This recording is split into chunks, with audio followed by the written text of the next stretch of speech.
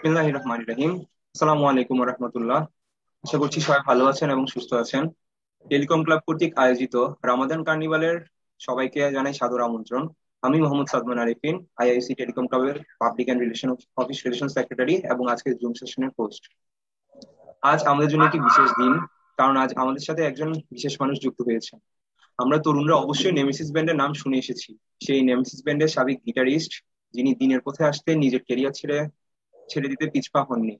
আমাদের তরুণ প্রজন্মের আইকন, সফল বিজনেসম্যান, এডিস লিমিটেডের চেয়ারম্যান জনাব মাহের খান আজ আমাদের সাথে উপস্থিত আছেন। ধন্যবাদ ভাইয়া, আপনার মূল্যবান সময় দিয়ে আমাদের সাথে যুক্ত হওয়ার জন্য। অনুষ্ঠানের প্রথমে পবিত্র কোরআন থেকে তেলাওয়াত করার জন্য আমি অনুরোধ করছি মোহাম্মদ ফয়সাল আজিজকে। মোহাম্মদ ফয়সাল আজিজ।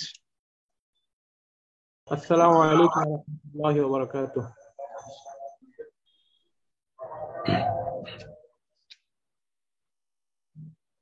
أعوذ بالله من الشيطان الرجيم.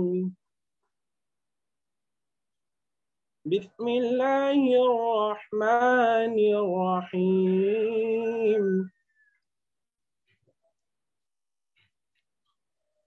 إن الذين آمنوا وعملوا الصالحات كانت لهم جنات الفردوس نزلا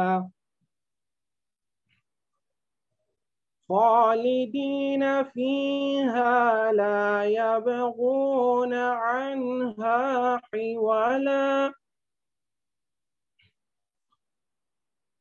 قل لو كان البحر مدادا لكلمات ربي لنفد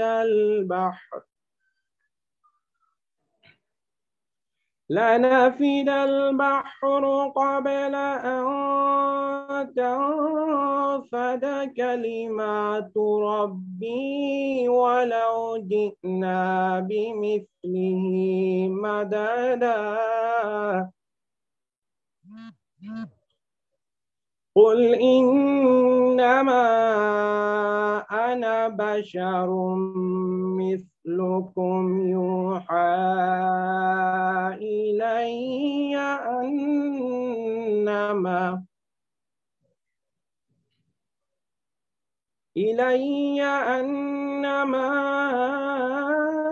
إلهكم إله واحد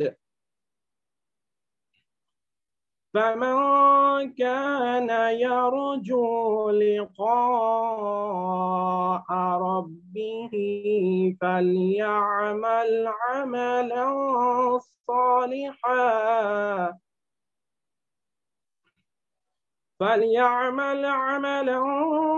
صالحا ولا يشرك بعبادة ربه أحدا صدق الله العظيم. পরম করুণাময় এবং মহান রহমান রহিমের নামে শুরু করিতেছি। আল্লাহ সুবহানাহু ওয়া তাআলা ইরশাদ করেন, যারা বিশ্বাস করে ও সৎকর্ম করে তাদের অভ্যর্থনার জন্য আছে ফিরদাউসের উদ্যান, সেখানে তারা চিরস্থায়ী হবে, এর পরিবর্তে অন্য কোনো স্থান চাইবে না।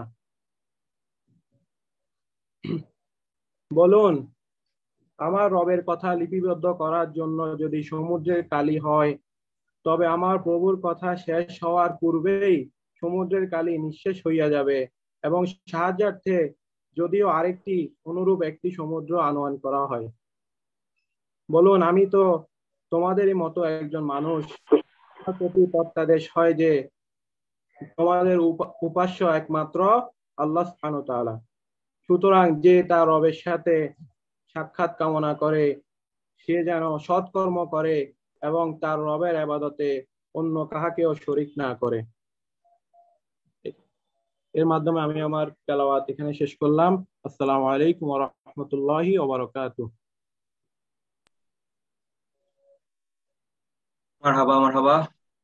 ধন্যবাদ আজিজকে। ধন্যবাদ ভাইয়া।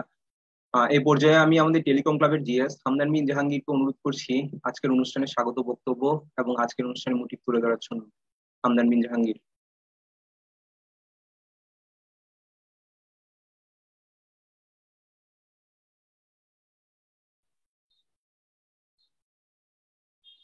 আউযুবিল্লাহি মিনাশ শাইতানির রাজিম। বিসমিল্লাহির রহমানির রহিম। আইআইসি টেলিকম ক্লাব কর্তৃক আয়োজিত চলমান রমাদান কার্নিভালের সামি'না ওয়া আতa'না উই লিসেন এন্ড উই ওবে শিরোনামের আজকের এই প্রোগ্রামের মূল বক্তা মাহের ভাইয়া এবং উপস্থিত সকলকে আসসালামু আলাইকুম ওয়া রাহমাতুল্লাহি ওয়া বারাকাতুহু। শুরুতে আমি ধন্যবাদ দিতে চাই আজকের এই অনুষ্ঠানে আমাদের সাথে যোগ দেওয়ার জন্য। আজকের এই অনুষ্ঠানটা একটু ভিন্ন রকমের। আমার জানা মতে এই প্রথম আমরা এরকম প্রোগ্রামের আয়োজন করতে সক্ষম হয়েছি।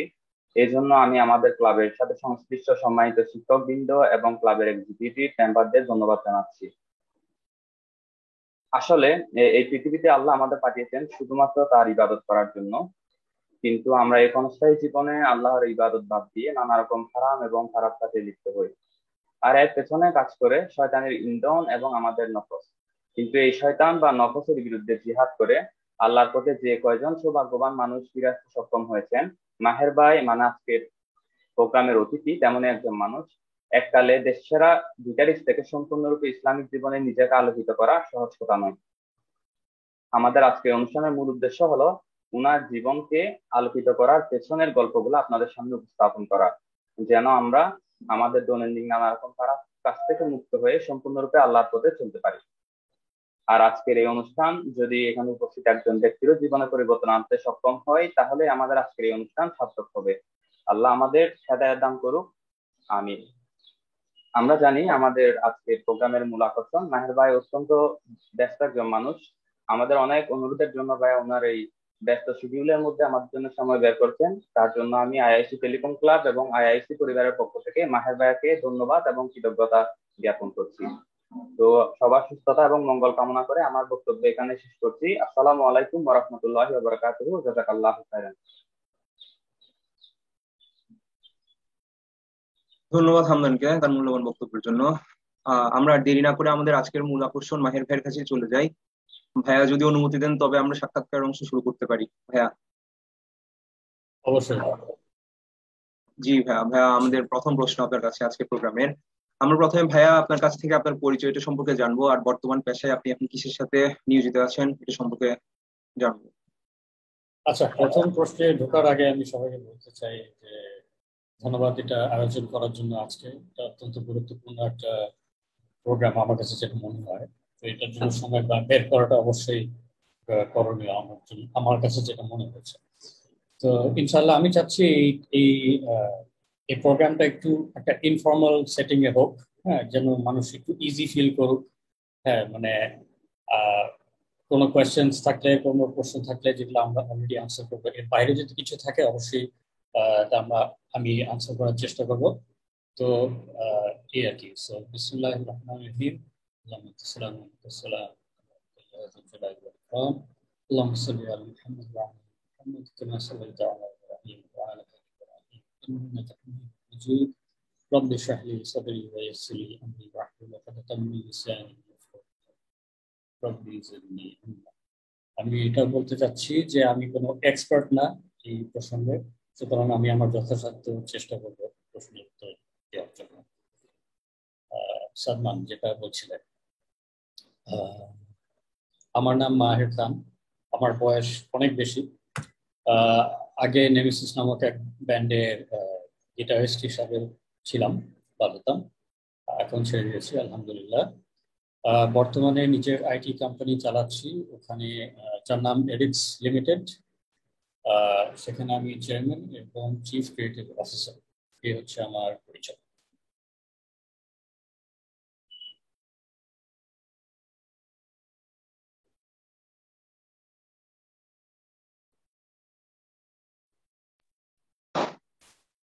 জি ভাইয়া, ধন্যবাদ। ধন্যবাদ ভাইয়া।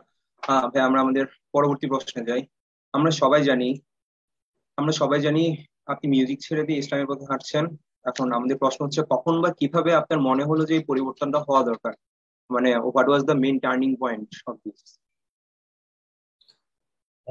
When was the main turning point? আচ্ছা, মানে like any other thing, like smoking. আমরা সবাই জানি এটা হারাম, হ্যাঁ, কিন্তু তাও করে থাকি অনেকে, যারাই করছে আর কি। কিন্তু with আল্লাহস help at one point আমরা সবাই এটা রিয়েলাইজ করি যে এটা ছেড়ে দেওয়া উচিত বা করা উচিত না। তো মানে মিউজিক করার ব্যাপারটা অনেকটা ওরকমই, হয়তো শুরুর দিকে অতটা অবভিয়াস ছিল না যে হ্যাঁ মিউজিক খারাপ, বিকজ মানে আমি যখন একটা জিনিস করতে চাই, যে একজন যখন এটা করতে চায়, মিউজিক করতে চায় ফর এক্সাম্পল আমার ক্ষেত্রে বলি, তখন মিউজিক যে হারাম না এটাকে প্রমাণ করার যত রকম রিসার্চ করা যায় সেগুলো আমরা করে থাকি, আমি করেছি অন্তত। তো এই যে প্রথম অবভিয়াস জিনিস যে কোরআনে তো কোথাও লেখা নেই, হ্যাঁ, তো ডিরেক্টলি লেখা নাই, তো এরকম রিসার্চ করতে করতে আস্তে আস্তে ওয়ান পয়েন্ট রিয়েলাইজ করি যে ইনাফ, এখন টাইম আর কি। তো এর পিছে আহ, মায়ের প্রভাব আছে অবশ্যই অনেক। মা আগে নিজেও অত ইসলামিক ছিলেন না। আমরা তিন ভাই বোন দেখি যে স্কুল থেকে হঠাৎ করে একদিন উনি হিজাব করা শুরু করলেন। তো মায়ের মনে যখন উপলব্ধি হয়, তো তখন তিনি আমাকে বলা শুরু করেন। তো একটা পর্যায়ে আমার ওয়াইফের সাথে পরিচয় হয়, তারপরে বিয়ের কথাবার্তা হয়। তো চিন্তা করলাম যে এই এই হচ্ছে গিয়ে চান্স ছাড়া, এটাই ছিল ট্রিগারটা আর কি। এইভাবেই হয়। জি ভাইয়া, বুঝতে পেরেছি। ভাই, আপনি বলছিলেন যে আপনার মা প্লাস আপনার বিবাহ, এখন আমরা যদি মানে পার্টিকুলারলি কোনো প্রশ্ন করি যে এই পরিবর্তনের পিছনে সবচেয়ে ভূমিকা কার আছে, বা এই পরিবর্তনের জন্য যদি আপনি কাউকে ধন্যবাদ দিতে হয় তবে কাকে দিবেন, বা জীবনে হেদায়েতের পেছনে, হেদায়েতের পথে ফিরে আসার পেছনে সবচেয়ে বেশি অবদান যে মানুষটা, সেই মানুষ সম্পর্কে যদি আমাদের কিছু বলেন। সেই মানুষটা অবশ্যই আমার মা। মানে আল্লাহ তাকে তার জারিয়া বানিয়েছেন। তো তো মার প্রতি আমি মানে শুধু এই বিষয়ে না, অনেক বিষয়, বিশেষ করে এই বিষয়ে অনেক কৃতজ্ঞ। সোজা উত্তর হতে গেলে আর কি বলবো, আমার মা, লং এন্ড শর্ট। ধন্যবাদ ভাইয়া। আমরা আপনার মায়ের সুস্বাস্থ্য কামনা করছি। ভাইয়া, আপনি যখন নেমেসিস ছাড়েন, নেমেসিস তখন দেশ সেরা ব্যান্ডের মধ্যে একটি, বলতে গেলে নেমেসিস ইয়াং জেনারেশনের কাছে একটি ব্র্যান্ডে পরিণত হয়েছিল। তো আপনি যেহেতু ব্যান্ডের ফাউন্ডার মেম্বার ছিলেন, তো আপনার ব্যান্ডের প্রতি অনেক বেশি ইমোশন থাকবে, এটাই স্বাভাবিক। কিন্তু ব্যান্ডকে ওই পর্যায়ে নিয়ে গিয়ে, দেশ সেরা একটা প্লেসে নিয়ে গিয়ে, যখন আপনি আহ, হেদায়েতের হেদায়েতের পথে ফিরে আসার জন্য যখন আপনি আপনার ব্যান্ডটা ছেড়ে দিলেন, তখন আপনার এই পরিস্থিতিটা কতটা কষ্টসাধ্য ছিল, আর আপনি এই পরিস্থিতি কিভাবে সামাল দিয়ে উঠেছেন? হ্যাঁ, অবশ্যই। যেহেতু দীর্ঘ 13 বছর ধরে প্রফেশনালি মিউজিক করেছিলাম, সেটা রাতারাতি ছেড়ে দেওয়ার, এবং রাতারাতি ছিল ব্যাপারটা, রাতারাতি ছেড়ে দেওয়ার কষ্ট তো ছিল বটে। ব্যান্ডের অবশ্য এক একজনকে ধরে তাদের সাথে বসে আমার দৃষ্টিকোণ বোঝানোর চেষ্টা করি। তাদের মধ্যে তাদের মানে আমার কথাগুলো মেনে নিতে কষ্ট হলেও তারা আমার কথায় মর্যাদা দেয়। হয়তো কিছুদিন তারা দিশাহারা অবস্থায় ছিল, কিন্তু অবশেষে তারা আবার প্রতিস্থাপন অথবা রিপ্লেসমেন্ট খুঁজে পায়।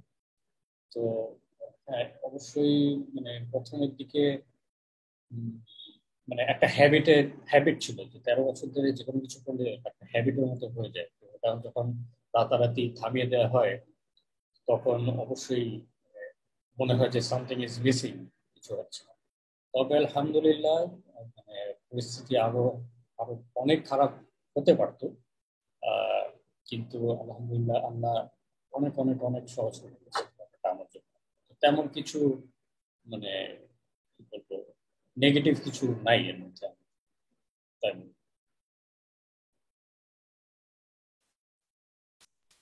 ধন্যবাদ ভাইয়া। ভাই, আপনি বলছিলেন যে 12 বছর ধরে এই মিউজিকের সাথে আপনি যুক্ত, তো অনেকটা লম্বা একটা সময়। তো এখন যখন আপনি হেদায়েতের পথে আসলেন, তখন যখন মানে সম্পূর্ণরূপে দিনের পথে ফিরে আসলেন, তো স্বাভাবিকভাবে মিউজিক ছেড়ে দিতে হয়েছে। তখন চারপাশের মানুষের কি কি সমালোচনার সম্মুখীন হয়েছিলেন, পজিটিভ ও নেগেটিভ ওয়ে? হ্যাঁ, নেগেটিভ পজিটিভ দুইটাই, আহ, দুইটারই সম্মুখীন হই আমি। কারণ না, আসলে এটা বুঝতে হবে যে পুরো ব্যাপারটা একটা প্যাকেজ ডিল। হ্যাঁ, যে মানে নেগেটিভও থাকবে, পজিটিভও থাকবে। তো দিনী ভাই বোনদের থেকে অনেক সাদর অভ্যর্থনা পাই, যার দ্বারা আমি অনেক আশ্বাস পেয়েছি। অনেক নেগেটিভ ভাব প্রবণতার সম্মুখীন হই, এটা তো, এটাও স্বাভাবিক, এটাও আমি জানতাম। প্রথমে বেশ খারাপ লাগতো, তবে আস্তে আস্তে ঠিক হয়ে যায়, আল্লাহ সহায়তা।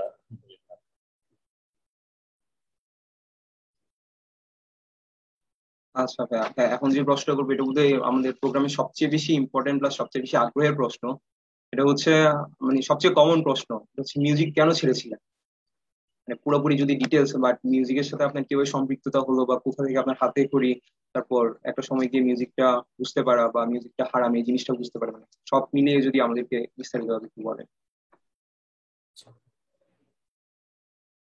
সবচেয়ে কমন কোয়েশ্চেন বটে। এটার কারণটা হচ্ছে গিয়ে মিউজিক কেন ছাড়লাম, কারণ সিম্পলি মিউজিক হচ্ছে হারাম। এটা খুবই মানে উত্তরটা সহজ। মিউজিকের মাধ্যমে মানে আমাদের হার্ট, যেটা হার্ট চেঞ্জ হয়ে যায়। মিউজিকে আল্লাহ অনেক পাওয়ার দিয়েছে, এটা মানে ডিনাই করার কিছু নাই।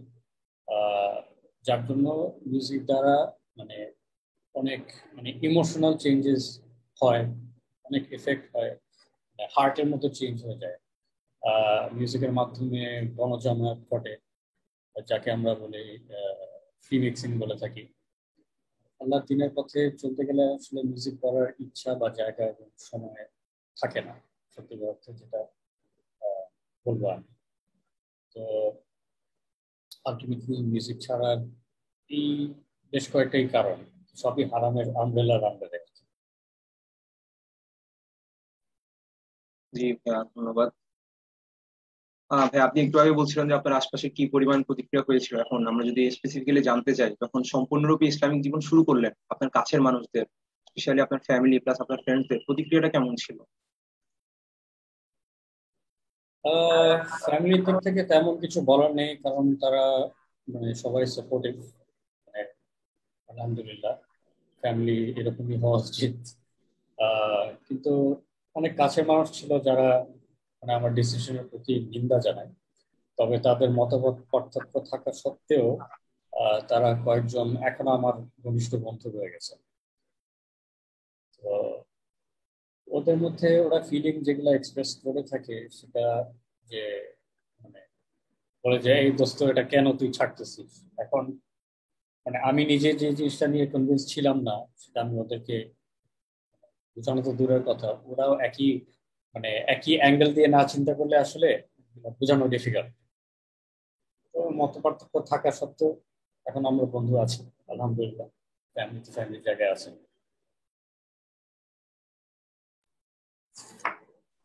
ওকে ভাইয়া, হ্যাঁ, এখন আসি আমরা অন্য আলোচনায়। আপনার দিনের পথে ফেরার ধাপগুলো কি কি ছিল, অর্থাৎ কোন কাজগুলো করে করে আপনি ধীরে ধীরে হেদায়েতের পথে আসতে সফল হয়েছেন সম্পূর্ণরূপে, ওই মিউজিকের ডার্ক ওয়ার্ল্ড ছেড়ে আপনি সরাসরি সম্পূর্ণরূপে নিজেকে আলোকিত পথে আনতে সক্ষম হয়েছেন। স্টেপ বাই স্টেপ কিভাবে আপনি এই অভ্যাসগুলো পরিবর্তন করে নতুন মানুষ হিসেবে আসলেন? স্টেপ বাই স্টেপ বলতে আমার মনে হয় সবচাইতে ইম্পর্টেন্ট যে জিনিসটা, হ্যাঁ, সেটা মানে প্রথমত অভিপ্রায়। হ্যাঁ, অর্থাৎ ইন্টেনশন মানে থাকাটা জরুরি, যে আমি একটা ভালো মানুষ হতে চাই। আর ভালো সংজ্ঞা কি? আল্লাহ যেভাবে ডিসক্রাইব করেছেন যে ভালো মানুষ, ভালো কারা, ভালো চরিত্রের মানুষ কারা, এটা হচ্ছে গিয়ে প্রথম ব্যাপারটা। আহ, তারপরে মানে বেশি করে কোরআন পড়া, আল্লাহ আল্লাহ তাতে কি বলতে যাচ্ছেন, শেখাতে যাচ্ছেন আমাদেরকে তা বুঝা। আহ সমান্তরাল ভাবে পাশাপাশি হাদিস পড়া এবং বোঝা। আহ, এবং অবশ্যই এগুলা পড়ে বুঝলে মানে ইসলামের ব্যাপারটাই হচ্ছে কি যে শুনলাম এবং মানলাম, submission to the will of Allah. তো এগুলা কোরআন থেকে আমরা যা শিক্ষণীয়, হাদিস থেকে যা শিক্ষণীয়, এগুলা শুনলাম এবং মানলাম। তো এটা একবার একসেপ্ট করে ফেললে ইনশাআল্লাহ মিউজিক কেন যে কোনো কিছু ছাড়া সম্ভব। খুবই সুন্দর একটা কথা আমরা শুনলাম এবং মানলাম, আজকে যেটা আমাদের প্রোগ্রামের টাইটেল। ধন্যবাদ ভাইয়া। ভাইয়া, প্রায় এক যুগেরও বেশি সময় ধরে আপনি নেমেসিসের সাথে যুক্ত ছিলেন। এই সময় আপনার অনেক কয়েক কিছু আমাদের প্রিয় অ্যালবাম ছিল। তখনকার সময় যারা ব্যান্ডের প্রতি আকৃষ্ট ছিল তারা সবাই শুনতে পেত বা শুনতো, হয়তো বা এখনো শুনে থাকে। তো ওই সময়ে আপনার ইসলামিক লাইফটা কেমন ছিল? তখন এক পাশে তো মিউজিক চলছিল, তার প্যারালালে হয়তো আপনার ইসলামিক লাইফও মেনটেন করছিলেন, বা কিভাবে দুইটাই হ্যান্ডেল করছিলেন? ঠিক তখনের মিউজিকের সাথে যখন অ্যাড ছিলেন তখন আপনার ইসলামিক লাইফটা কেমন ছিল? আচ্ছা, প্রথমত আমি একটা মিসকনসেপশন ক্লিয়ার করতে চাই। সেটা হচ্ছে গিয়ে যে মিউজিক কালচার বলতে যেটা আমরা সবাই শুনে থাকি, হ্যাঁ, যে হারামে লিপ্ত সারাক্ষণ, হ্যাঁ, এই কথাটা আসলে পুরাটা সত্যি না। হ্যাঁ, এটা খুবই কমন, তবে সবার ক্ষেত্রে এটা সত্যি না। তো আমার ক্ষেত্রে যেটা ছিল সেটা হচ্ছে যে আমার বেলা মানে তখনকার মানে লাইফস্টাইল আর এখনকার লাইফস্টাইলে খুব একটা পার্থক্য নাই বলতে ফান্ডামেন্টালি যে উম, হয়তো মানে প্র্যাকটিসের দিক থেকে দেরি হয়ে যেত, কিছু কমতি ছিল। তথা নামাজ সময় মতো আদায় করা হতো না, অনেক সময় মিস হয়ে যেত। তো আহ, কিন্তু মিউজিক করলে যেটা মানে মিউজিকটা অ্যাকচুয়ালি আমার অনেক সময় নিয়ে নিত, বেশিরভাগ সময় মিউজিকের পিছিয়ে যেত আর নামাজ পড়তাম। কিন্তু মানে খালি তো নামাজ পড়ানো তো, ইসলাম তো খালি নামাজ পড়ানো না, তো অন্যান্য যে ইসলামিক কাজ মানে করা উচিত ওগুলা মানে চিন্তা আসতো না মাথায়, করা তো দূরের কথা। তো আলহামদুলিল্লাহ এখন মানে মিউজিক ছেড়ে দেওয়ার পরে আরো অনেক বদভ্যাসই ছেড়ে দেওয়া হয় আলহামদুলিল্লাহ। তো যার যার কারণে এখন ইসলামের দিকে আরেকটু ফোকাস বেশি, তুলনামূলক আরেকটু ফোকাস বেশি। ওকে ভাইয়া, আপনি একটু আগে আমাদের প্রশ্ন উত্তরের সময় বলছিলেন যে এক সময় আপনার ফ্রেন্ডরা নিন্দা করতো, তারা পরবর্তীতে আপনার ফ্রেন্ড হয়ে যায় বা আপনার এই জীবনটা তারা গ্রহণ করে নেয়। তো গ্রহণ করে নেওয়ার ক্ষেত্রে তাদের পরিবর্তনটা কি হয়েছিল, মানে আপনার চোখে তাদের পরিবর্তন নিন্দা থেকে অনেকটা নেগেটিভ থেকে সম্পূর্ণরূপে পজিটিভ টার্ন ওভার, এই জিনিসটা কিভাবে হয়েছিল বা আপনার পক্ষে কিভাবে এই জিনিসটা মেনটেন করা সম্ভব হয়েছিল? এটা যে মানে টার্ন মানে চেঞ্জ হয়ে গেছে বা টার্ন ওভার হয়ে গেছে এটা তো আমি বলতে পারবো না। মানে আমার যারা অনেক ফ্রেন্ড ছিল যারা মানে মিউজিকের মাধ্যমের ফ্রেন্ড, হ্যাঁ, তো তারা আর ফ্রেন্ড নাই বা তাদের সাথে যোগাযোগ নাই। সো ওদের কথা অবভিয়াসলি আমি বলতে পারবো না। পাশের মানুষ যারা আছে ওরা ওই যে আগে যেটা বললাম যে ওদের মত পার্থক্য থাকা সত্ত্বেও ওরা এখনো আমার ফ্রেন্ড। তো মানে ওদের সাথে মানে এটা নিয়ে কথা খুব একটা উঠে না, হয় না, কিন্তু মাঝে মাঝে বলে আর কি যে ওই একই কথা যে কেন করলি। তো এই আর কি। আচ্ছা ভাই, আপনি প্রোগ্রামের শুরুতে আপনি বলছিলেন যে আমাদের এই মিটিংটা আমরা অনেক ইনফর্মাল রাখবো যাতে সবাই ইজি ফিল করে বা যে কোনো কোয়েশ্চেনই করতে পারে, মিউজিক আর out of music about your life. তো ভাই একটা ইনফর্মাল কোয়েশ্চেন করি, তো আপনি তখনকার Sure. সময়ের দেশের একটা গিটারিস্ট ছিলেন, দেশের গিটারিস্ট আইকন ছিলেন। তো স্বাভাবিকভাবে আপনার কাছে গিটারের কমতি ছিল না বা একটা দুইটা গিটার নিয়ে নিশ্চয়ই আপনি সন্তুষ্ট ছিলেন না। যখন সম্পূর্ণরূপে ইসলামিক লাইফে আপনি পদার্পণ করলেন, মানে পুরোপুরি মিউজিক লাইফটা বাদ দিয়ে, সে সময় আপনি আপনার গিটার গুলো কি করেছিলেন বা আপনার মিউজিক কিট গুলা, আপনার ইনস্ট্রুমেন্ট গুলা? Good question. আমার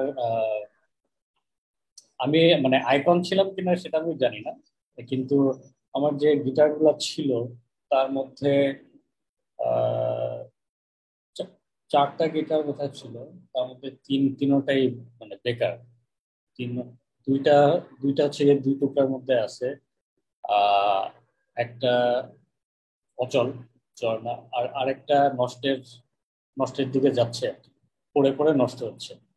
আর এছাড়া যে ইলেকট্রনিক জিনিসপত্র ওগুলো সব মানে প্যাকেট করা উঠানো, ওগুলা অনেক বছর হয়ে গেছে দেখিও না। সুন্দর।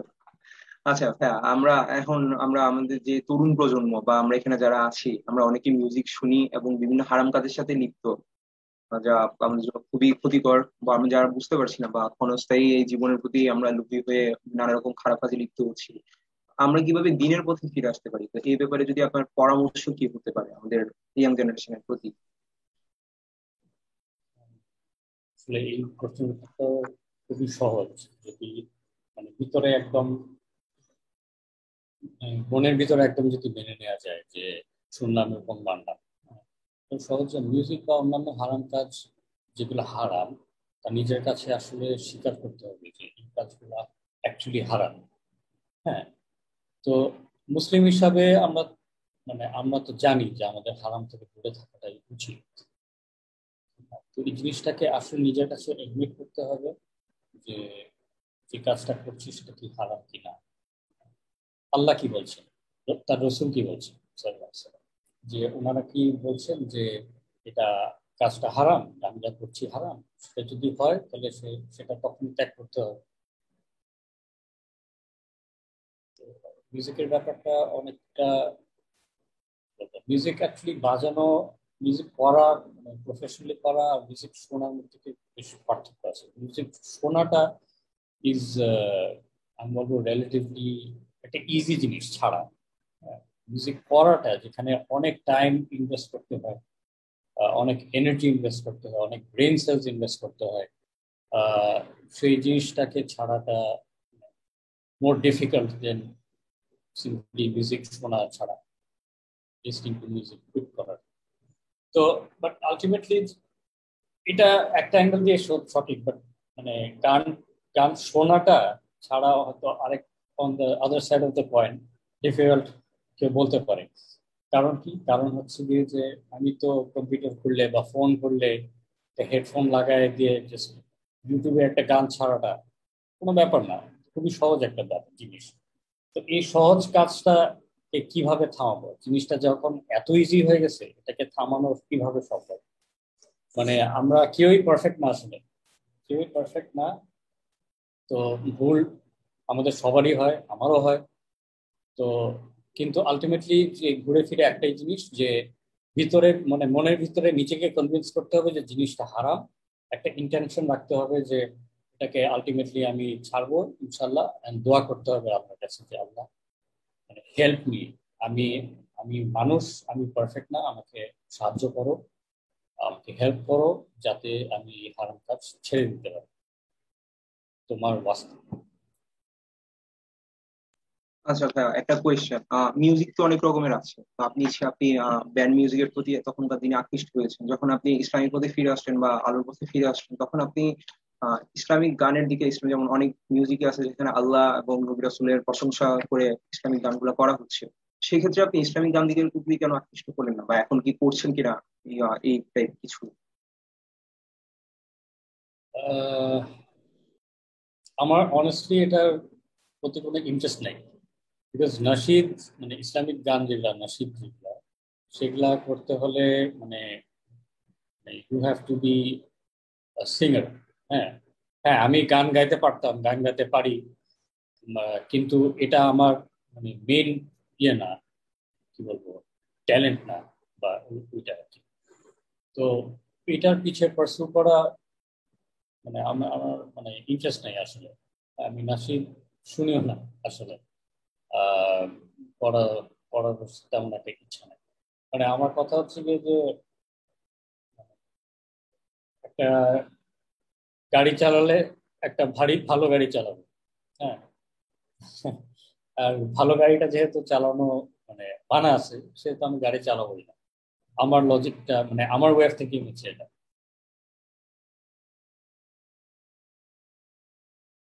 ওকে, হ্যাঁ বুঝতে পেরেছি। আপনি যখন ইসলামিক পথে ফিরে আসছিলেন, আমরা বারবারই সেম জায়গায় বারবারই ফেরত যাচ্ছি, যখন ইসলামিক পথে ফিরে আসছিলেন তখন আপনি কোন চ্যালেঞ্জ গুলো সবচেয়ে বেশি ফেস করেছিলেন? যে আপনি একটা বললেন যে খুব হ্যাবিট ছিল, হঠাৎ করে সামথিং ওয়াজ মিসিং, বা এই টাইপ আর কোনো চ্যালেঞ্জ যদি ফেস করে থাকেন? না আমি বলবো না যে, বিকজ যে তোমার প্রশ্নটা এই যেরকম আর কি, ওটা উত্তরগুলো অলরেডি দেওয়া হয়ে গেছে। মানে ঘুরে ফিরে ওই কথাগুলাই, বুঝছো? জি ভাই, অনেকটাই সেম কোয়েশ্চেন গুলো আমরা বারবার রিপিট হ্যাঁ করতেছি। সিম্পল। জি হ্যাঁ।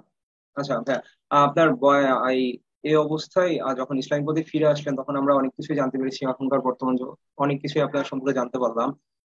এখন যদি আপনি আপনার বর্তমান পেশা যেটা এডিটস, বা আপনি অন্যান্য যে সংগঠনের সাথে যুক্ত আছেন ওসব সম্পর্কে আমরা একটু সামান্য আলোকপাত করেন। আচ্ছা, বর্তমান লাইফে মানে এখন মানে আমি অ্যারিক্স নিয়ে একদম পুরোপুরি ব্যস্ত। আহ, তো ওখানে আমি মানে চেয়ারম্যান হিসেবে আছি, অফ দ্য ডিরেক্টরস। এবং ওখানকার মানে মেইন যে কাজ আমার সেটা হচ্ছে গিয়ে মানে ইউএক্স আর ইউআই নিয়ে, যেগুলা ডিজাইন রিলেটেড কাজ, রিসার্চ রিলেটেড কাজ, ওগুলার ওগুলার হেড করি আমি আর কি। আমি নিজেও করি, আমার টিম আছে, আমার পার্টনার্স আছে যাদের আমরা ডেভেলপাররা কাজ করে, ডিজাইন টিম আছে, কিউ টিম আছে। এই তো চলছে। কোম্পানির বয়স হয়েছে প্রায় প্রায় 6 বছরের কাছাকাছি, এই বছর শেষে 6 বছর হবে ইনশাল্লাহ। তো এটা নিয়ে ব্যস্ত থাকি আলহামদুলিল্লাহ বেশিরভাগ সময়।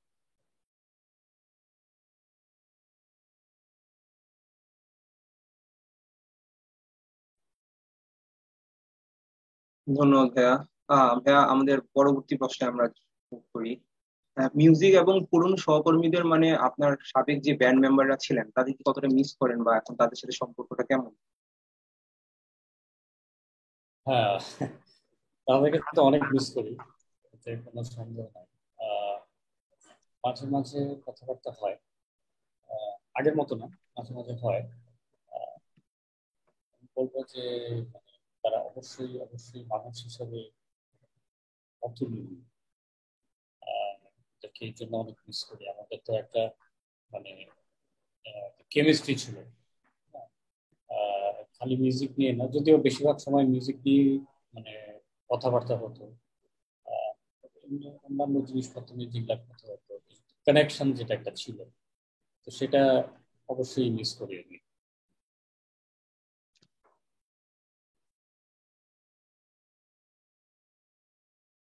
ওকে ভাইয়া, আমরা আমাদের যেসব স্ক্রিপ্টেড কোয়েশ্চেন গুলোর লাস্টের দিকে চলে এসেছি। আমি এখনকার তরুণ প্রজন্মের জন্য যদি আপনি এক কথায় একটা উপদেশ দিতে চান, কোন উপদেশ বা কোন জিনিসের উপর সবচেয়ে বেশি জোর দিবেন? সরি, আরেকবার করবা কোয়েশ্চেনটা? এখনকার যে তরুণ তরুণ প্রজন্ম ভাইয়া, এখনকার তরুণ প্রজন্মের উপর যদি আপনি অল্প কথায় কোনো উপদেশ দিতে চান, মানে কোন বিষয়টার উপর সবচেয়ে বেশি আপনি জোর করবেন যে এই জিনিসটা আমাদের মেনটেন করা উচিত, যার কারণে আমরা খারাপ দিকগুলা সম্পূর্ণরূপে ত্যাগ করতে পারবো, কোন একটা পার্টিকুলার বিষয়?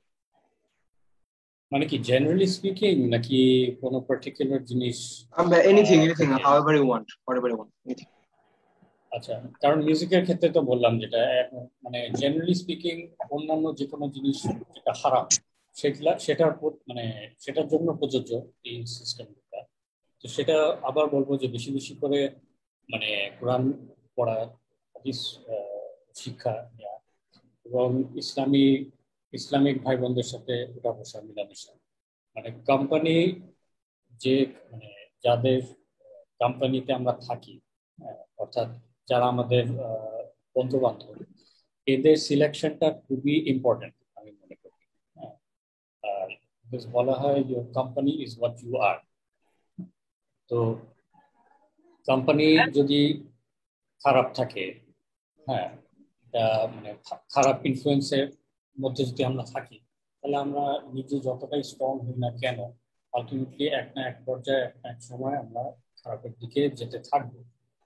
তো মানে ঠিক মানে correct group of friends, proper group of friends যারা ইসলামের পথে আমাদেরকে সবসময় টেনে নিয়ে আসবে, আহ ওদের সাথে বন্ধুত্ব করা, ওদের সাথে উঠা বসা করা, এটা হবে কি আমার মূল অ্যাডভাইস আফটার, অবশ্যই কোরআন হাদিসের পরে।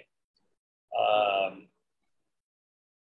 কিছু কিছু বেসিক জিনিস আমাদের ফলো করা উচিত, যেটা বললাম এগুলো তো করা উচিত। আর ইসলাম ব্যাশিং একটা জিনিস যেটা আমি একটু বলতে চাই।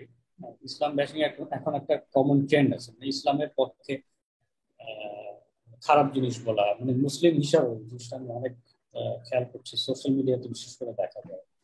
আহ এটা একটা ট্রেন্ড হয়ে গেছে। তো এখন মানে তরুণদের এই ট্রেন্ডটা খুবই অ্যাট্রাকটিভ মনে হয়।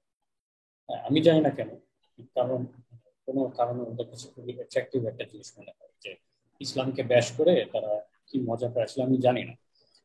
তো এই জিনিসটার থেকে নিজেকে মানে রিয়েলাইজ করা, প্রথমত রিয়েলাইজ করা যে এই জিনিস ইসলাম ব্যাশিং একটা জিনিস, হ্যাঁ, যেটার প্রতি আমি মানে আমার আকর্ষণ হতে পারে, তরুণ হিসাবে আমি অ্যাট্রাক্টেড হতে পারি এই জিনিসটা থেকে, মানে এই জিনিসটা থেকে ইয়ে করা আর কি, অ্যাওয়্যার থাকা, অ্যান্ড ইভেন্চুয়ালি এটা থেকে দূরে থাকা। ধন্যবাদ ভাইয়া, ধন্যবাদ। আমরা এখন আমাদের পরবর্তী প্রশ্নোত্তর সেশনে চলে যাব। এক্ষেত্রে উপস্থিত যারা আছেন সবাইকে অনুরোধ করছি, যাদের যা প্রশ্ন আছে তা ভাইয়া যেমনটা বললেন, আউট অফ টপিক বা out of box, music live বা out of music live, anything, তারা কাইন্ডলি ভার্চুয়ালি হ্যান্ড রেজ করবেন। আমরা পর্যায়ক্রমে সবার প্রশ্ন নিব এবং ভাইয়া তো আছেই আমাদের সাথে। তো এখন আমরা শুরু করতে যাচ্ছি আমাদের প্রশ্নোত্তর সেশন। কাইন্ডলি আপনারা আপনাদের ভার্চুয়াল হ্যান্ড রেজ করবেন, আমরা পর্যায়ক্রমে সবার প্রশ্ন নিব।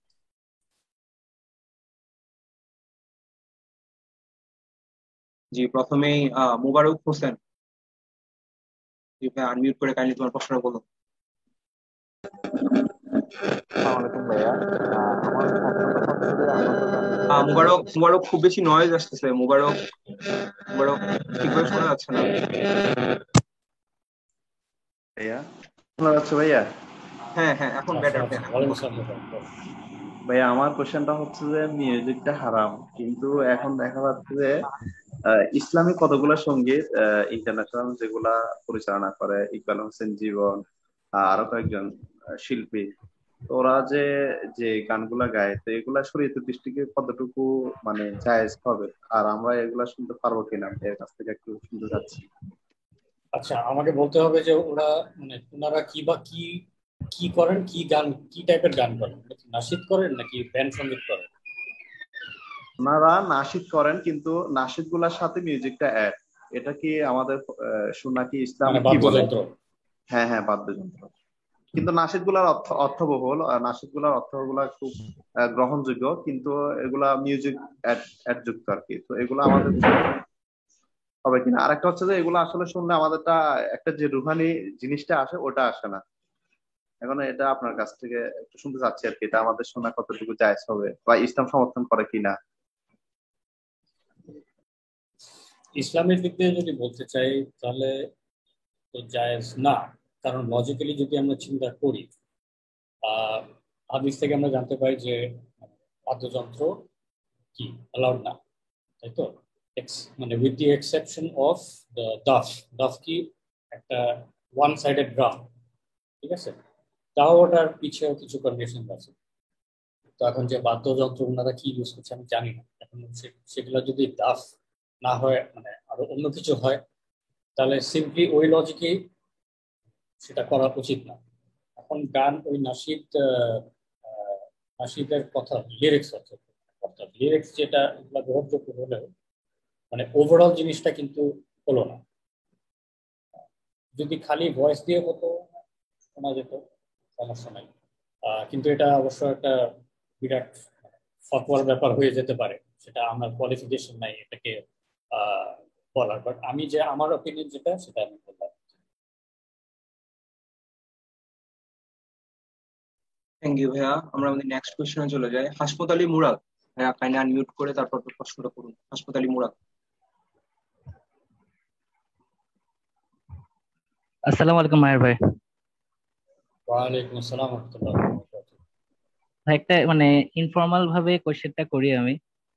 প্লিজ যে প্লিজ মানে যখন আপনি মিউজিক ছেড়ে দিয়েছেন, ওর ছেড়ে দেওয়ার একটা ডিসিশন নিছেন, তখন কি মানে ব্যাক অফ দ্য মাইন্ডে এটা মানে চিন্তা আসতেছিল না যে একটা সময় মানে মিউজিকটাই ছিল সবকিছু, মানে এটা ছেড়ে মানে থাকতে পারবেন কিনা, ভবিষ্যতে কি হবে না হবে? ধরেন মানে ফ্রেন্ড সার্কেলের মধ্যে তো মানে অনেক রকমের ফ্রেন্ড থাকেন। ধরেন আপনার মিউজিক যেহেতু আপনি করতেন, মানে মিউজিক রিলেটেড গ্রুপটাই হয়তো আপনার বেশি ছিল। মানে ফ্রেন্ডরা তো অনেক সময় দুষ্টামিও করে বা মক করে যে হ্যাঁ, মানে আপনাকে এরকম মক করে নেই যে হ্যাঁ এতদিন গান বাজনা করছে এখন হঠাৎ মানে আসছে হুজুর সাজছে, মানে how did you face the time, what was going through your mind the time? ওই যে যেটা বললাম যে ইনিশিয়ালি একটু উইয়ার্ড ছিল ব্যাপারটা। আহ, এখন মানে ফ্রম মিউজিক টু মোল্লা আর কি। হ্যাঁ, তো এগুলা মানে দূরের মানুষ না, বলতো সব কাছের মানুষই।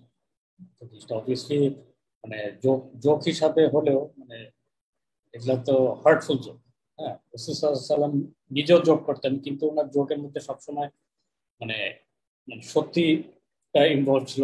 উনি কোনো সময় কাউকে হার্ট করতেন না। এভাবেই জোক করা উচিত, কিন্তু এই জিনিসটা আমরা সবাই করি না। Fine, that is fine. কিন্তু আহ, মানে মিউজিক এত বছর ধরে করার মানে একটা ডিসঅ্যাডভান্টেজ আমার ছিল যে খালি মিউজিকই করতাম, যেহেতু অন্য কি মানে আমার অন্য কিছু করতে জানতাম না। হ্যাঁ, যে ফর এক্সাম্পল যে এখন যেটা করছি, হ্যাঁ আমার পড়াশোনা এই লাইনে না হলেও আমার ফার্স্ট চিন্তা ছিল যে মিউজিক ছেড়ে দিচ্ছি, বিয়ে করছি, আহ, এখন কি করবো, I don't know what to do, I don't know how to do anything else other than music. তো একটা ডিফিকাল্ট পয়েন্ট ছিল জাস্ট চিন্তা করে। আলটিমেটলি রিয়েলিস্টিকলি যেটা হয় সেটা হচ্ছে গিয়ে যে আলহামদুলিল্লাহ, আল্লাহর তো প্ল্যান, আল্লাহ সবকিছু সেট করে দিল। মিউজিক ছাড়ার পরই আমি আমি আমি এটা চাকরিতে ঢুকি, যে চাকরিটা আমি 2.5 থেকে 3 বছর করি 2টা জায়গায়। তারপর আলটিমেটলি আমার নিজের কোম্পানি করি আমার 2 পার্টনারের সাথে, সেটি এখন চালাচ্ছি আলহামদুলিল্লাহ। মানে এই জিনিসটা আমি বলবো যে আমার কোনো মানে এফোর্ট দিতে হয়নি, Allah has made it very easy for me, and I thank Allah, alhamdulillah, for that.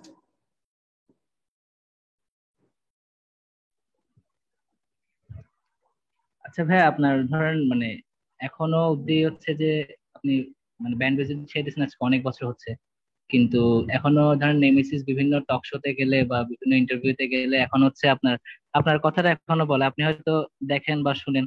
মানে এই ব্যাপারটা কেমন লাগে যে আপনাকে এখনো স্টিল মিস করে? কারণ মানে আপনাকে মানে বলতে চাই যে আমিও একটা মিউজিশিয়ান, ছোটখাটো একটা মিউজিশিয়ান, এন্ড মোস্ট ইম্পর্টেন্টলি একটা গিটারিস্ট। তো ওই হিসাবে ধরেন আমিও মাঝে মাঝে আপনার ব্যাপারটা আমারও চিন্তায় আসে, বাট অনেক সময় মানে হয় না যে হচ্ছে না ব্যাপারটা, বুঝতেছি না আসলে কি করবো। আপনি ধরেন তুমি যে স্টেজে আছো এখন, মানে আমিও স্টেজে ছিলাম, আহ, আমার রাতারাতি ডিসিশনটা নিয়েছি আমি রাতারাতি যে আমি ছেড়ে দেবো, কিন্তু যে ছেড়ে দেওয়ার চিন্তাটা ইটসেলফ, এটা কিন্তু ছেড়ে দেওয়ার আগে বেশ কিছুদিন আমার মাথায় আসছিল। আমি বলবো যে লেটস সে 1 বছর, অ্যাটলিস্ট 1 বছর ধরে আমি চিন্তাই করছি। বিকজ 1 বছর ধরে আমি খালি নিজের কাছে ডিফেন্ড করতেছিলাম যে মিউজিক খারাপ না, মিউজিক খারাপ না, কারণ কোরআনে লেখা নাই। হ্যাঁ, কিন্তু যে পার্টটা লেখা আছে, হ্যাঁ,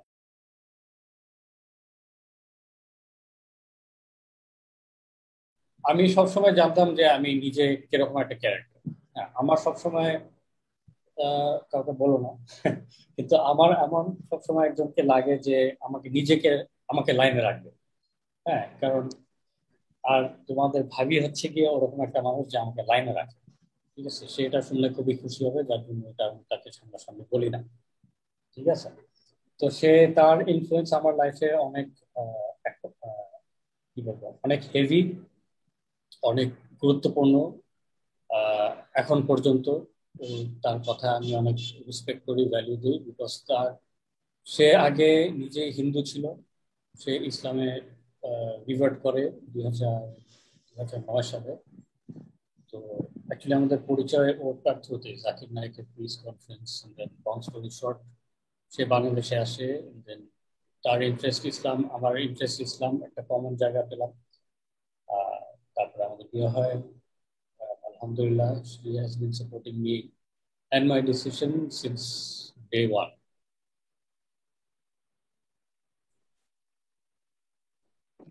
ধন্যবাদ ভাইয়া, আমরা আপনার সুস্বাস্থ্য কামনা করছি। ফাহিম আল স্যার, হ্যাঁ আপনার পরবর্তী প্রশ্ন। ফাহিম আল স্যার। আসসালামু আলাইকুম ভাই, ভালো আছেন? ওয়ালাইকুম আসসালাম রাহমাতুল্লাহ, আলহামদুলিল্লাহ ভালো। আচ্ছা ভাই, আমার কোয়েশ্চেন হচ্ছে কিছু মাসলা ভিত্তিক। মানে এখন আপনি যদি আমি বলেন যে করতে পারি, তাহলে আমি আসলে সচরাচর মানে জিনিসটা আমি দেখতেছি, তো তাই জন্য ভাই জিনিসটা আপনাকে আমি মানে করতে ইচ্ছুক। কারণ আপনি যদি বলেন মানে অসুবিধা নেই, তাহলে আমি বলবো আর কি ভাই, ইফ এনি প্রবলেম। হ্যাঁ, মানে তুমি তুমি তুমি বলতে পারো এটা, মানে যদি আমার রেঞ্জের মধ্যে থাকে আমি অবশ্যই উত্তর দিব। আচ্ছা ভাইয়া, মানে আমরা এখানে ধরেন যে কি নামাজের সময় আমরা আমরা মাস্ক ব্যবহার করি। এখন আল্লাহ রসুল সাল্লাল্লাহু আলাইহি ওয়াসাল্লাম একটা সহিহ হাদিস আছে যে কি টাকনোর উপরে প্যান্ট থাকবে এবং মানে মুখ ঢেকে রাখতে পারবে না। এখন আমরা তো মুখ ঢেকে না রেখে নামাজ পড়তেছি, এটা আল্লাহ রসুলের সহিহ হাদিস। এক্ষেত্রে আমাদের করণীয় কি?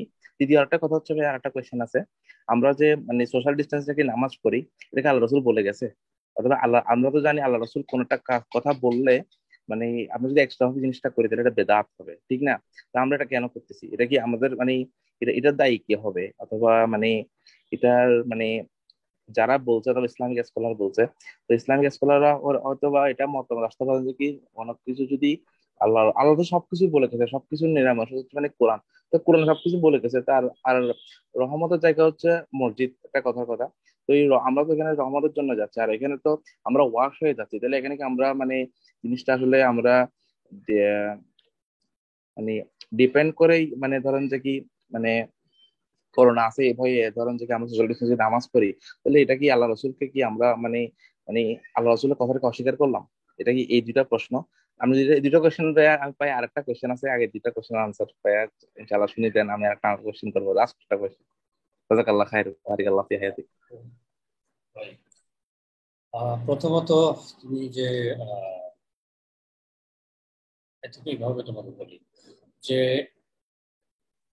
কোরআন প্রথমে হচ্ছে গিয়ে কি কোরআন, তারপরে হচ্ছে গিয়ে হাদিস, মানে এই হাদিসে কিন্তু শেষ হচ্ছে না ব্যাপার, ঠিক আছে? কোরআনটা খুবই একটা মানে জেনারেল জেনারেল রুল, হ্যাঁ, সেটা থেকে আমরা শরিয়া পাই।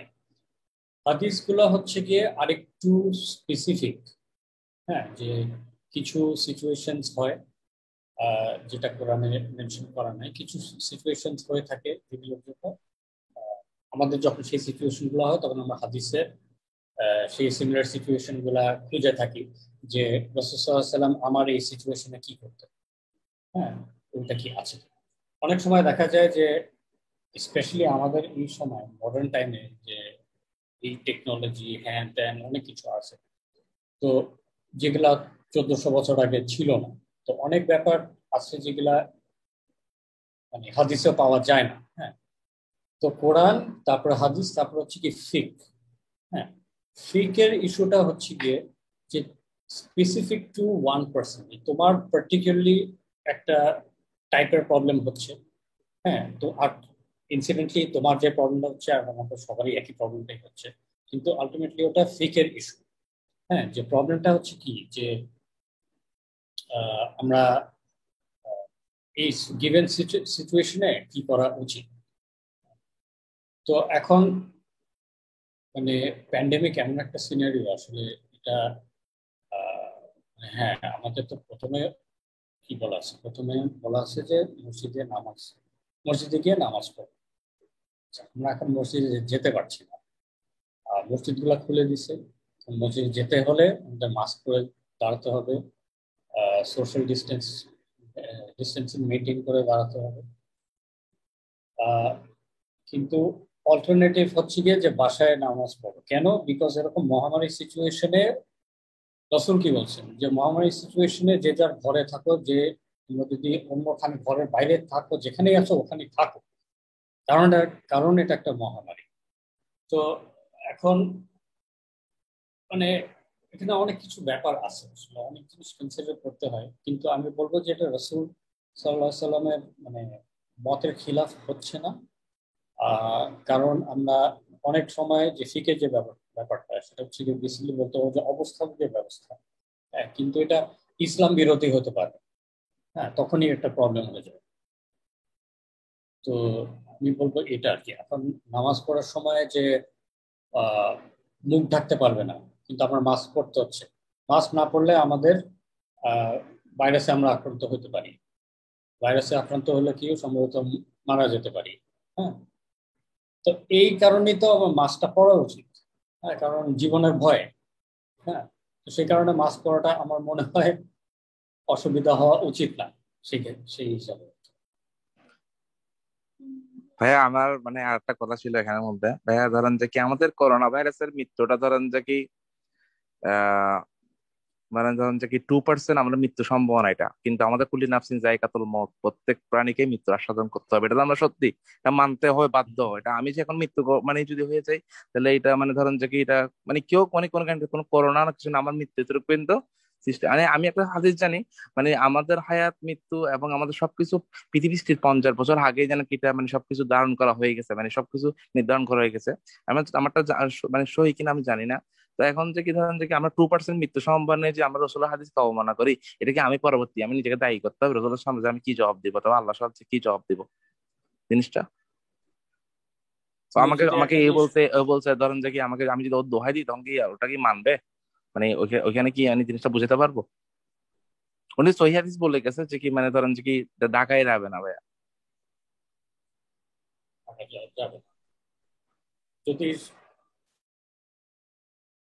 দেখো এখানে রাসূল সাল্লাল্লাহু আলাইহি সাল্লাম মানে নিজে কি মহামারীর সম্মুখীন হয়েছিলেন? ওনার কি মাস্ক পরতে হয়েছিল? তো আমার পয়েন্ট হচ্ছে কি যে জিনিসটা মানে স্পেসিফিক, ইস্যুটা স্পেসিফিক টু আওয়ার টাইম। হ্যাঁ, যে মাস্ক পরবো কি পরবো, মুখ ঢাকতে মানা করা হয়েছে কেন, এটার কারণটা কি জানতে হবে। হ্যাঁ, আর আমরা মুখ ঢাকতে হচ্ছে কেন, এই কারণটাকে ওটা ভার্সেস করতে হবে। হ্যাঁ, আলটিমেটলি কি, আলটিমেটলি তুমি আল্লাহর কাছে কি উত্তর দিবা? তুমি আল্লাহর কাছে উত্তর দিবা হচ্ছে আল্লাহ আমি আমার মানে যথাসাধ্য চেষ্টা করেছি, কোরআন পড়লাম, হাদিস পড়লাম, ফিক পড়লাম, স্কলারসদেরকে তাদের পরামর্শ নিলাম, তারপরে আমি আমার ডিসিশনটা নিয়েছি। এর বেশি তো আমি কিছু করতে পারবো, ঠিক না? তুমি ঠিক আছে ভাই, জাযাকাল্লাহ খাইর ভাই, কিছু মনে করি না। হ্যাঁ, আমি না মনে করার কিছু নাই, আমার কথা হচ্ছে যে দোয়া করবেন। হ্যাঁ, অফকোর্স ইনশাআল্লাহ। ওয়ালাইকুম আসসালাম। হোপফুলি আমাদের প্রশ্ন উত্তর পর্ব এখানেই শেষ। আমরা এখন বিনীতভাবে অনুরোধ করছি আমাদের সম্মানিত শিক্ষক মোহাম্মদ ফয়সাল আহমেদ স্যারকে উনি যদি আমাদের আজকের প্রোগ্রামটা নিয়ে এবং প্লাস আমাদের যাবতীয় প্রোগ্রাম জুড়ে উনি ছিলেন সম্পর্কে আমাদের কিছু বলেন। মোহাম্মদ ফয়সাল আহমেদ স্যার। আসসালামু আলাইকুম রাহমাতুল্লাহ। ফয়সাল আমিন না, মুস্তাফা আমির ফয়সাল সাদমান। জি স্যার। আচ্ছা, আমাদের মুস্তাফা আমির ফয়সাল মানে মাহির ভাই তো চিনবেন না, মাহির ভাই আমাকে মুস্তাফা আমির ফয়সাল নামে চিনছেন, এখন ফয়সাল আমির বললে চিনবেন না। তো যাই হোক, আলহামদুলিল্লাহ আলহামদুলিল্লাহ খুবই প্রাণবন্ত প্রোগ্রাম ছিল। প্রথম থেকে শেষ পর্যন্ত আমাদের ছাত্ররা প্লাস মাহির ভাই খুবই ক্যাজুয়ালি এবং খুব সুন্দর করে তাদের মতো করেই মাশাআল্লাহ পুরো প্রোগ্রামটা ডেলিভার করেছেন। তো আমি আসলে খুব বেশি কথা বলার মতো পরিস্থিতিতে নাই, আমার ছাত্ররা জানে। তো তারপর আমি জয়েন করেছি, তারা আমাকে রিকোয়েস্ট করেছে শেষে একটু কনক্লুশন দেওয়ার জন্য। তো আমি সবাইকে জাযাকুমুল্লাহ খাইরান বলবো, কারণ এই প্রোগ্রামের সাথে আমি যদিও এটার সাথে দায়িত্বশীল ছিলাম, মানে এটা অ্যারেঞ্জ করার মধ্যে আমার থাকার কথা ছিল, কিন্তু আমি পার্সোনাল কিছু কারণে থাকতে পারি নাই। তো আমাদের ছাত্ররা মাশাআল্লাহ খুব সুন্দর করে ম্যানেজ করেছে। মায়ের ভাইয়ের সাথে আমার একবারই কথা হয়েছে, এরপর আর কথা বলতে হয়নি। তারাই সবকিছু ম্যানেজ করেছে সুন্দর করে। আলহামদুলিল্লাহ আমার কাছে মনে হয়েছে প্রথম থেকে শেষ পর্যন্ত একদম শেষে একটা দুটো প্রশ্ন ছাড়া বাকি পুরোটাই মানে উইদিন টপিক ছিল, এবং মোটামুটি অনেক রকম যত রকমের প্রশ্নই আসা সম্ভব আমাদের ছাত্ররা সবকিছুই নিয়ে এসেছে। আমাদের প্রোগ্রামের হোস্ট প্রথমে যে প্রশ্নগুলো করেছে এর বাইরে একটা দুইটা যদি লুপহোল থেকে থাকে আমাদের বাকি ছাত্রদের প্রশ্নের মধ্যে পূরণ হয়ে গিয়েছে মাশাআল্লাহ। তো আমার কাছে খুবই ভালো লেগেছে পুরো প্রোগ্রাম। আমি জাযাকুমুল্লাহ খাইরান বলতে চাই প্রথমে মাহির ভাইকে, আল্লাহ সুবহানাহু ওয়া তাআলা তার এই পরিবর্তন এবং তার যে লাইফ এটাকে কবুল করুক, এবং আল্লাহ সুবহানাহু ওয়া তাআলা এই উসিলায় উনাকে সম্পূর্ণ সবকিছু মাফ করে দিয়ে জান্নাতুল ফেরদাউসের ফয়সালা করে দিন। এবং আমরা যারা এটা থেকে আজকে শুনলাম, আমাদের সবার যাতে অতটুকু স্ট্রেংথ আমরা অর্জন করতে পারি যে আমরাও এরকম বড় ডিসিশন নিতে, আল্লাহর জন্য যখন কোনো ডিসিশন নিতে হয় আমাদের, আমরা যাতে হিম্মত করে সামনের দিকে যাই, এবং গেলে আল্লাহ সুবহানাহু ওয়া তাআলা কত দিক থেকে সহজ করে দিবেন এটা হয়তো আমরা নিজেরাও জানি না। মাহির ভাই পেরেছেন, আমরাও ইনশাল্লাহ সবাই পারবো। জাস্ট আমাদের ডিসিশন নিতে হবে। আমরা খুব ভালো একটা সময় আছি, রমাদান মাসে আছি, এটা লাইফ চেঞ্জিং এক্সপিরিয়েন্স হওয়ার কথা আমাদের সবার জন্যই। আমাদের গুনাহ মাফ করায় নেওয়ার কথা। তো আমি যদি গুনাহ করারই প্ল্যান করি তাহলে মাফ কিভাবে করাবো?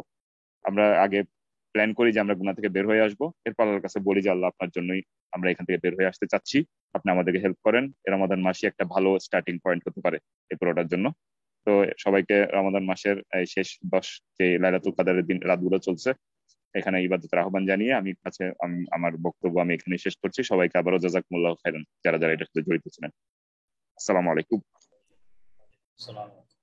ধন্যবাদ স্যার। প্রথমে আমি দুঃখিত এবং মাফ চেয়ে নিচ্ছি নামের এই ভুলের কারণে।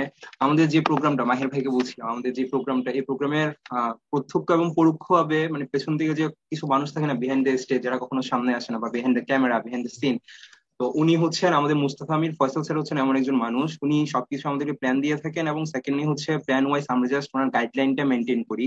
উনি ওনার পার্সোনাল কাজে আমাদের প্রত্যেকটা প্রোগ্রামে ওনার সবচেয়ে বেশি সাহায্য সহযোগিতা পেয়ে থাকি, যখন তখন যেভাবে সেভাবে।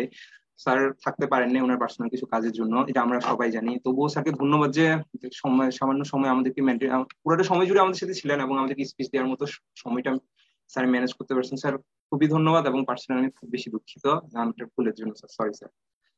ধন্যবাদ মোহাম্মদ মুস্তাফিজ ফাসল স্যারকে। স্যার ভাইয়া, আমরা এর মধ্যে আমরা আমাদের প্রোগ্রামের প্রায় শেষ পর্যায়ে চলে এসেছি। আমাদের প্রোগ্রামের শেষ, এবং শেষ বলতে একদম সর্বশেষ প্রশ্ন আপনার কাছে, যে ভাই আমাদের প্রোগ্রামটা নিয়ে কিছু বলেন, যে প্রোগ্রামটা কেমন ছিল এবং কেমন লেগেছে আপনার পুরো প্রোগ্রাম জুড়ে। আলহামদুলিল্লাহ, খুব ভালো প্রোগ্রামটা। ফিট করি যে আমি সাধারণত এরকম প্রোগ্রাম করি না, হ্যাঁ, কিন্তু ফয়সাল ভাই বলার কারণে আগ্রহী হলাম যে টপিকটা অ্যাকচুয়ালি এটাই, কিন্তু মানে স্টুডেন্টরা এইরকম একটা সেটিং এ আসবে, এত আগ্রহ এটা বলে আমি চিন্তা করলাম যেটা অবশ্যই উপকারী একটা আয়োজন হবে, ইনশাআল্লাহ করা উচিত। তো আলহামদুলিল্লাহ, আমি যেভাবে চিন্তা করেছিলাম, এক্সপেক্ট করেছিলাম যে হবে, ওভাবেই হয়েছে, আর সুন্দর হয়েছে আলহামদুলিল্লাহ। আর সবাই খুবই ফ্র্যাঙ্ক, খুবই ফ্রেন্ডলি, আলহামদুলিল্লাহ, খুবই ভালো লাগছে। আগামীতে এরকম যদি করা সম্ভব হয় অবশ্যই আমাকে জানাবেন, এটা আমি চাবো। আমি সময় বের করার চেষ্টা করবো এটার জন্য ইনশাআল্লাহ। ফয়সাল ভাই যেটা বললেন যে খুব সুন্দর করে বললেন যে এই লাস্ট 10 দিন আমরা আল্লাহর কাছে মন ভরে চাই, আর যে জিনিসগুলা যেটা মিউজিক ছাড়া ব্যাপার হোক বা অন্যান্য যে কোনো হারাম কাজ ছাড়া ইচ্ছা আমাদের, সেই ইন্টেনশনটা নিয়ে আল্লাহর কাছে বেশি করে খাস করে দোয়া করা, এবং আমরা যেন আমাদের তৌফিক দান করেন যে এটা আমরা করতে পারি, হারাম কাজ থেকে সরে আসার সক্ষম হই ইনশাআল্লাহ।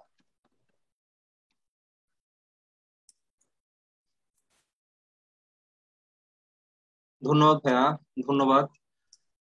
আলহামদুলিল্লাহ, সবাইকে ধন্যবাদ, এবং এর মাধ্যমে আমরা শেষ করছি আমাদের আজকের সেশন।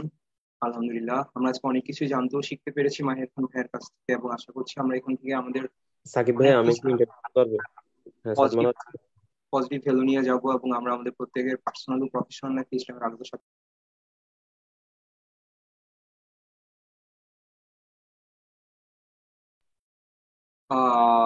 একটু একটু একটু একটু ইন্টারফেয়ার করি মাঝখান দিয়ে। মাহমুদুল হাসান ভাইয়া, আপনি আপনি আমাদের আপনি আমাদের আমাদের এই ভিডিওটা সম্পূর্ণরূপে আপনি আমাদের ইউটিউব চ্যানেলে পেতে পারেন, আমাদের টেলিকম ক্লাবের ইউটিউব চ্যানেলে। তারপরেও যদি পেতে কোনো সমস্যা হয় তবে আপনি জাস্ট সামান্য একটু কষ্ট দিব, আপনি জাস্ট আমাদের টেলিকম ক্লাবের পেজে মেসেজ দিলে আমরা আমাদের ভিডিওটা আপনাকে প্রোভাইড করবো। হোপফুলি আপনি পেয়ে যাবেন। আমি ইন্টারাপ্ট করার জন্য সরি, আসলে মাহির ভাইয়ের কাছে সরি, আমি সবার কাছে সরি। আমি আসলে পার্সোনাল একটা রিজনে বা আমি যে কোনো একটা কারণে একটু লেট জয়েন করছিলাম। আমি আসলে খুব ইন্টারেস্টেড ছিলাম। আর ধন্যবাদ মাহির ভাইকে। আমি সবার শেষে এসেও আমি যা জানতে পেরেছি আসলে আমি মানে জাযাকাল্লাহু খাইরান, অসংখ্য ধন্যবাদ সবাইকে। আমি আসলে প্রথম থেকে জয়েন করার ইচ্ছে ছিল, সব শেষে এসেও আমি আসলে যতটুকু পেয়েছি, এবং আমি ইনশাল্লাহ চেষ্টা করব ভিডিওটা দেখে মানে বাকিটা ইয়া করার জন্য। আর মাহির ভাইকে অসংখ্য ধন্যবাদ আমাদেরকে।